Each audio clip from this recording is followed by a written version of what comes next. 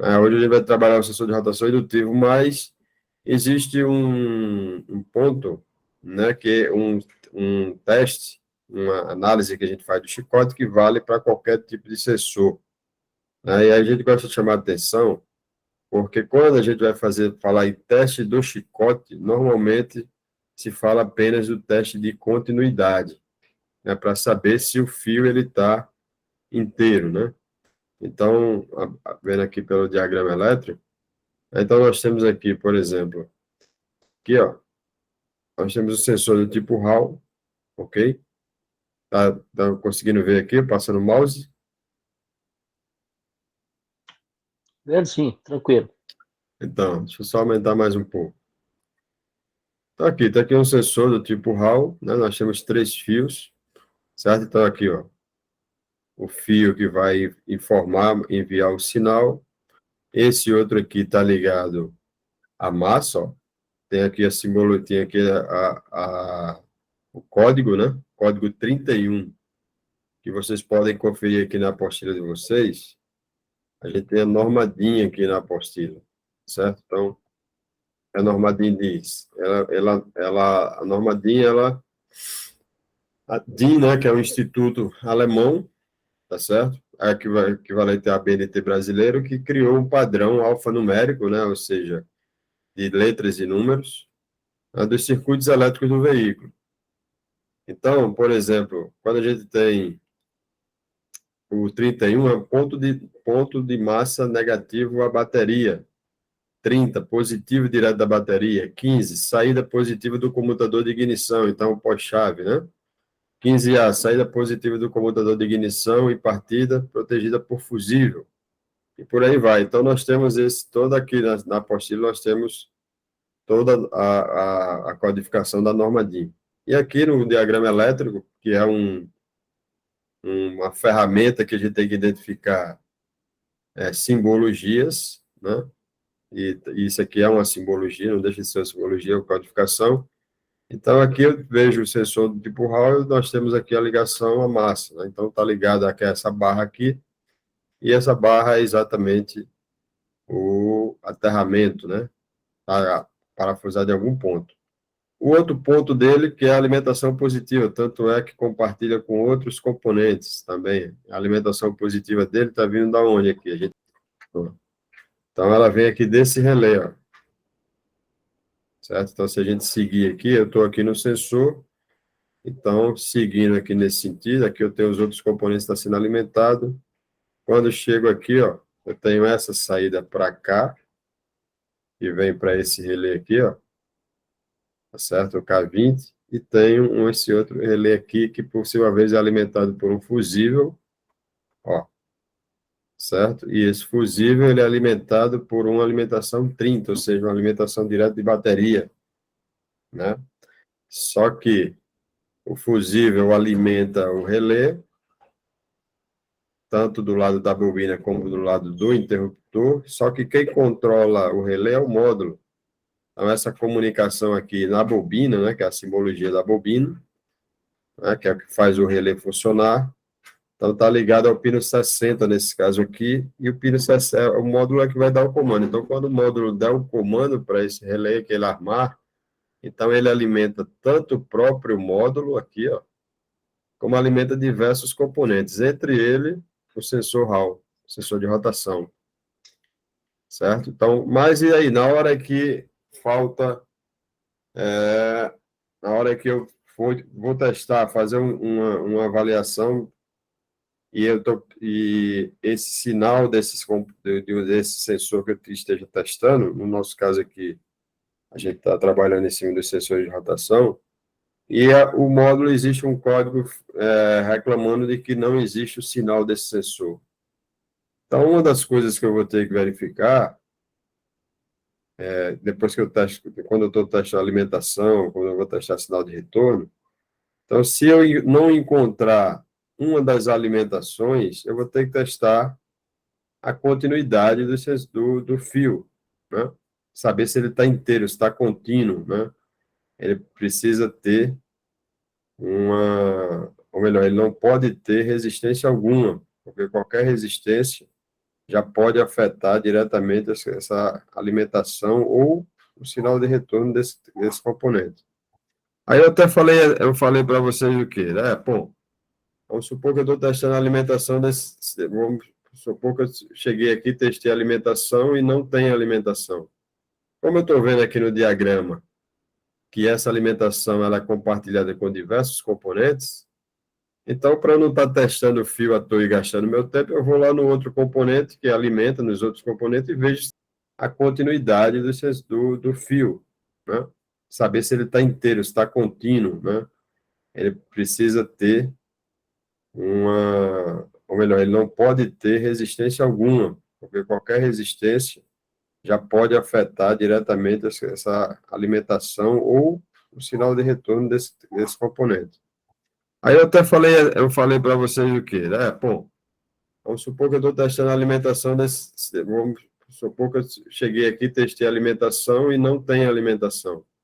Como eu estou vendo aqui no diagrama que essa alimentação ela é compartilhada com diversos componentes, então, para não estar testando o fio à toa e gastando meu tempo, eu vou lá no outro componente que alimenta nos outros componentes e vejo se tem alimentação.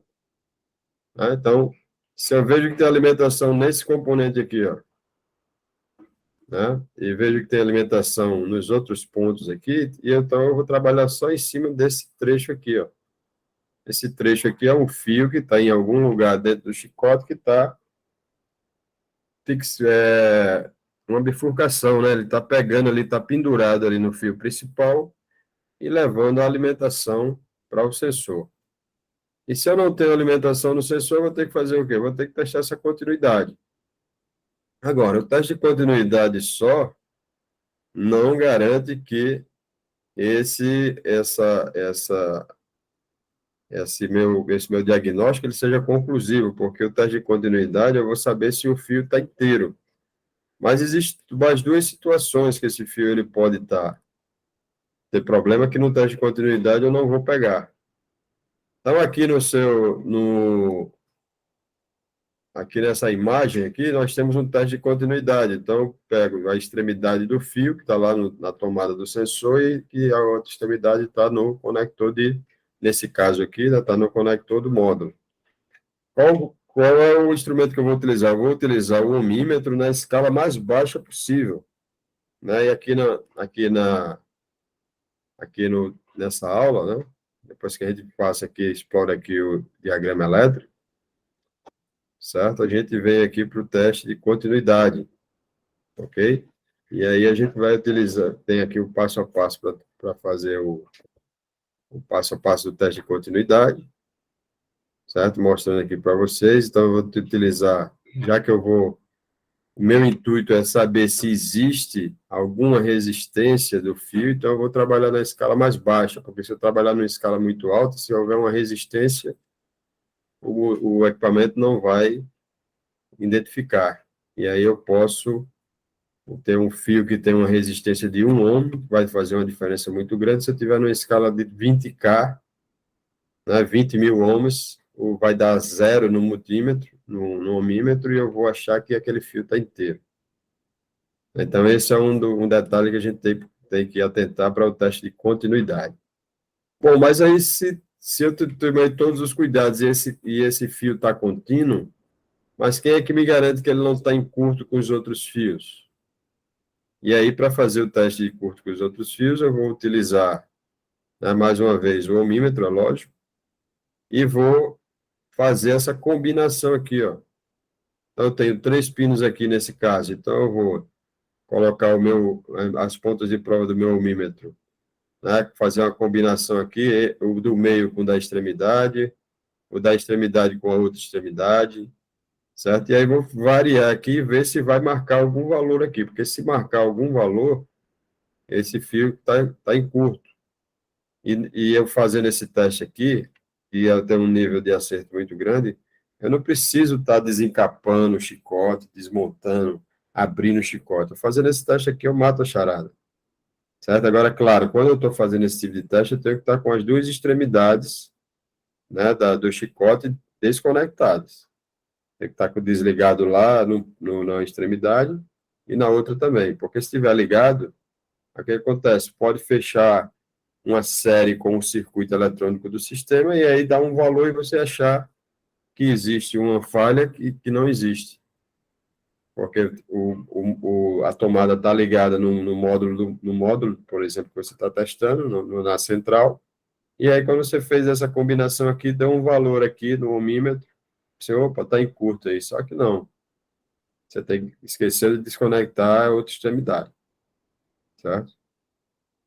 Então, o teste de continuidade, você não vai achar curto-circuito. Teste de curto-circuito você vai achar dessa forma. E o outro teste, que a gente deve fazer na hora que a gente está procurando uma possível falha no chicote, é o teste de curto a massa, porque o fio ele pode estar inteiro, ele pode não estar em curto entre os fios, mas ele pode estar em curto com a massa em algum ponto, roçando, encostou ali na massa do motor ou do próprio veículo, por algum motivo, e aí esse curto ele vai, logicamente, derrubar ou a alimentação